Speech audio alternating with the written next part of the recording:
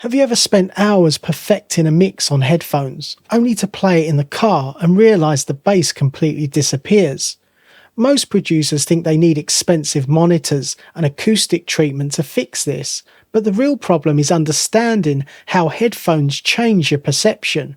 In this episode, I'll show you how to train your ears and build mixes that translate everywhere. You're listening to the Lofi Music Academy podcast, your go-to space for all things lo-fi. Sit back, relax, and let's dive into the world of lo-fi music production. Hi, and welcome to the Lofi Music Academy podcast.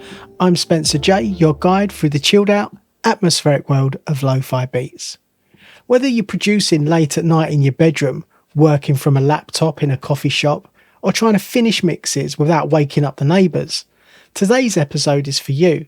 We're talking about headphone mixing, and more specifically how to get studio quality results without relying on perfectly treated rooms. Now, there's this idea floating around in music production circles that you need expensive acoustic treatment, giant studio monitors, and a professionally designed room before your mixes can sound professional.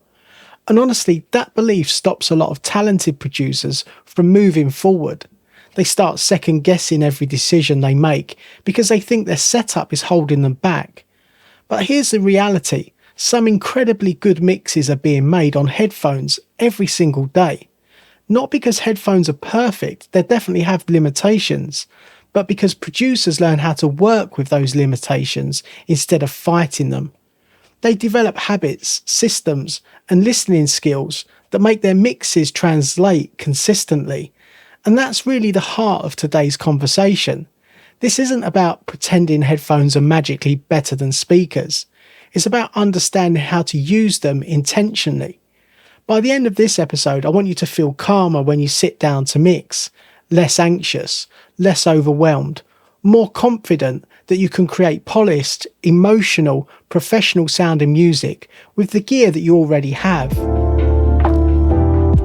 Let's start with the biggest frustration most producers experience when mixing on headphones. The mix sounds amazing while you're working on it, then terrible elsewhere. Maybe the bass disappears in the car, maybe the hi-hats suddenly feel painfully sharp on speakers, maybe the vocals are way louder than you thought. And honestly, that experience can mess with your confidence fast. You then spend hours tweaking details, thinking you finally nailed the balance, only to realise your mix completely falls apart outside of your headphones. After a while, you start distrusting your ears. You begin chasing endless revisions because you no longer know what good actually sounds like. A huge reason this happens is because headphones create an unnatural listening environment. With speakers, your left ear hears some of the right speaker, and the right ear hears some of the left speaker. And the sound also interacts with the room. There's depth, air, and physical movement. Headphones isolate everything directly into each ear, which changes how we perceive stereo width, low end, and spatial positioning. Another challenge is fatigue. Headphones push sound directly against your ears. And over time, your perception shifts without you realising it. After an hour or two, you might start boosting highs because your ears are getting dull, or you reduce bass because your brain is overwhelmed by low-end frequency energy. Suddenly, you're making decisions based on fatigue instead of clarity. The good news is this: once you understand these problems, you can actually build systems around them. The producers who get incredible headphone mixes aren't necessarily hearing better than you. They've simply learned how to compensate for the weaknesses of headphone listening. One of the biggest mindset shifts you can make is realising that better mixes do not automatically come from more expensive equipment. This is especially important in the lo-fi and independent music world, because it's easy to feel like everyone online has a cleaner setup, better plugins, better monitors, or some secret mastering chain that you don't know about. And sure, high-end gear can help. A well-treated room can also absolutely improve accuracy. But gear is not a replacement for decision-making. A producer with strong listening habits on affordable headphones will almost always outperform a producer with expensive gear and no system. A lot of beginners spend years waiting for the perfect studio before they fully commit to improving their mixing skills. They tell themselves things like, once I get studio monitors, then I'll learn mixing properly. But that mindset delays growth. Your ears improve through repetition, not perfection. Think about photographers for a second. A skilled photographer can take beautiful photos on an older camera because they understand lighting, framing and composition. The same thing applies to mixing. Your understanding of balance, dynamics, space and emotional impact matters far more than having the most expensive setup. So instead of obsessing over what you don't have, focus on consistency. Learn your headphones deeply. Study how music sounds through them. Notice how professional tracks translate. And over time, your headphones become less like random gear and more like a familiar environment your brain understands instinctively. That familiarity is incredibly powerful. Confidence in mixing often comes from repetition with the same tools, not constant upgrades. Sometimes the fastest way to improve your mixes is actually to stop changing your setup every few weeks and simply learn the one you already have. If there's one technique that instantly improves headphone mixing, it's using reference tracks properly. And I don't mean casually listening to a song before you start mixing. I mean actively comparing your mix to professionally released music throughout the process. Reference tracks keep your ears grounded in reality, because when you mix for too long, your brain adapts to whatever it's hearing. That muddy bass starts to sound normal. That harsh snare suddenly feels fine. Your perspective drifts without you even noticing. Professional references reset your ears. They remind you what balanced low end sounds like, what controlled high frequencies sound like, what realistic stereo width sounds like on headphones. They become your anchor point. Now here's the important part. Choose references that genuinely match your style and emotional direction. If you're producing warm lo-fi hip-hop, don't compare your mix to an ultra-polished EDM master. Find tracks with similar textures, energy and arrangement choices. And don't just focus on loudness, listen to relationships. How loud is the kick compared to the bass? How bright are the hats compared to the piano? How wide are the pads? Start analysing music like a producer instead of only listening like a fan. One really powerful habit is level matching your references. Lower the reference track volume so it's roughly the same loudness as your mix. Otherwise, louder music automatically sounds better to your brain, which makes objective comparisons so much harder. The more you reference professional tracks consistently, the more your internal sense of balance improves. Over time, you stop guessing so much. Your decisions become calmer, faster, and more intentional. Low end is probably the hardest part of headphone mixing. Bass behaves differently on headphones because you don't physically feel low end frequencies the same way you do on speakers. In a room, bass interacts with your body and the environment. On headphones, it's more isolated and exaggerated in certain areas. This leads a lot of producers into two extremes. Either their mixes end up way too bass heavy, or they remove too much low end because they're scared of overwhelming the mix. Both are incredibly common, and one of the best things you can do is simplify your low end management. Ask yourself what is actually carrying the sub energy here. Is it the kick, the bass, or both? If too many elements compete in the same frequency area, headphone mixing becomes so much harder. Another important technique is checking your mix at very low volume. Quiet listening reveals balance problems surprisingly fast. If the bass completely disappears at low volume, it may not be controlled properly. If the kick dominates everything even quietly, it's probably overpowering the mix. You also want to regularly test your mix on multiple systems.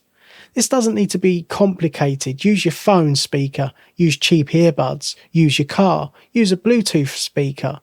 Translation matters more than perfection inside one listening environment. And honestly, this is where patience becomes important.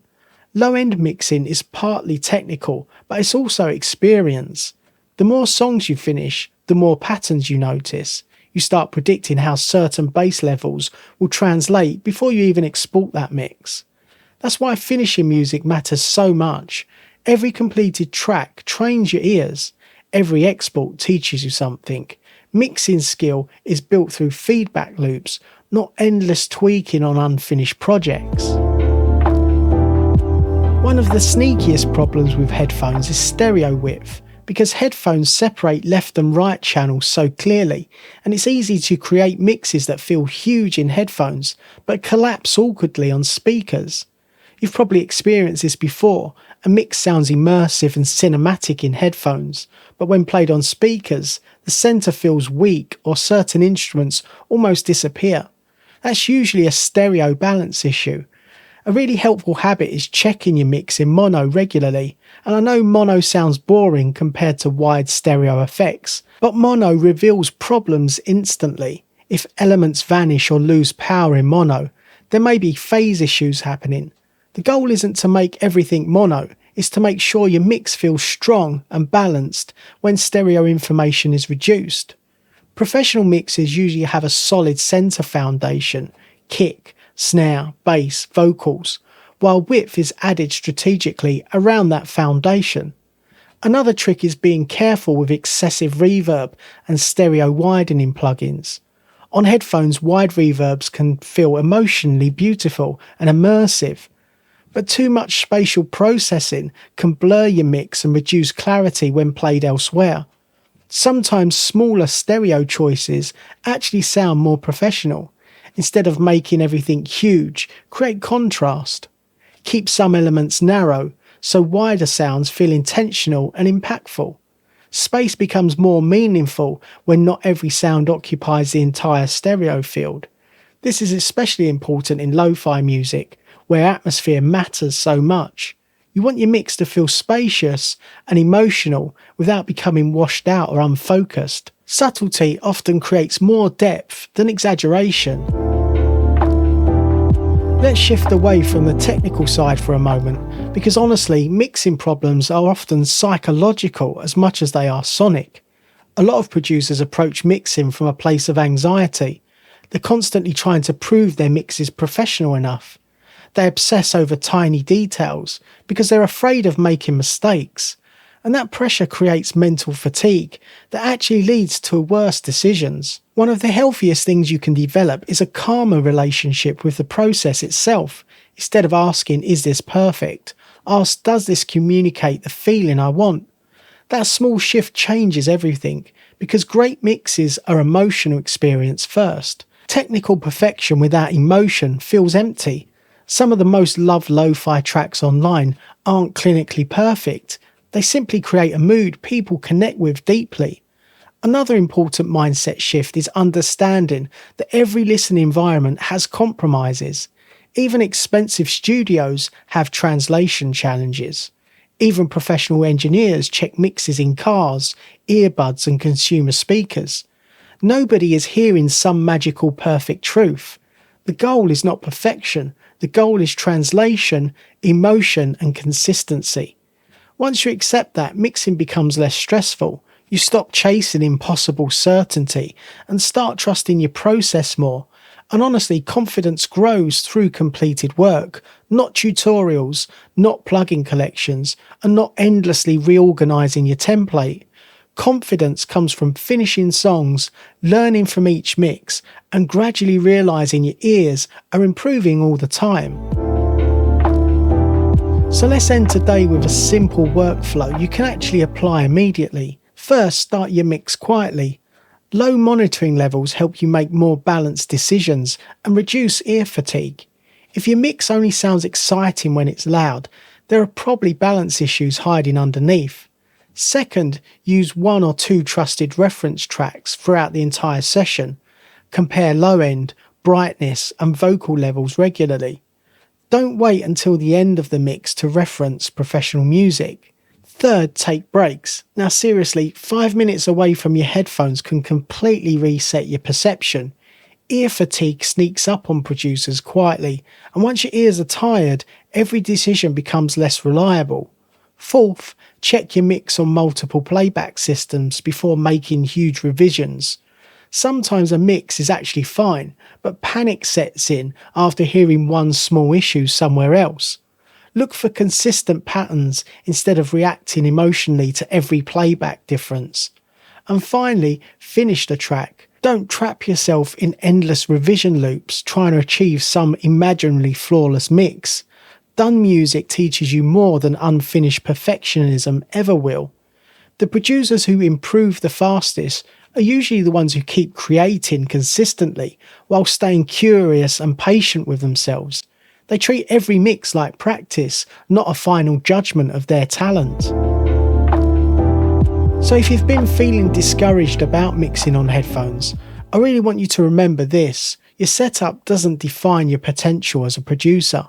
What matters most is your ability to listen intentionally, learn consistently, and stay connected to the emotional purpose behind your music. Headphones are simply a tool, and like any other tool, their power comes from how well you understand them. The more familiar you become with your listening environment, the calmer your decisions become.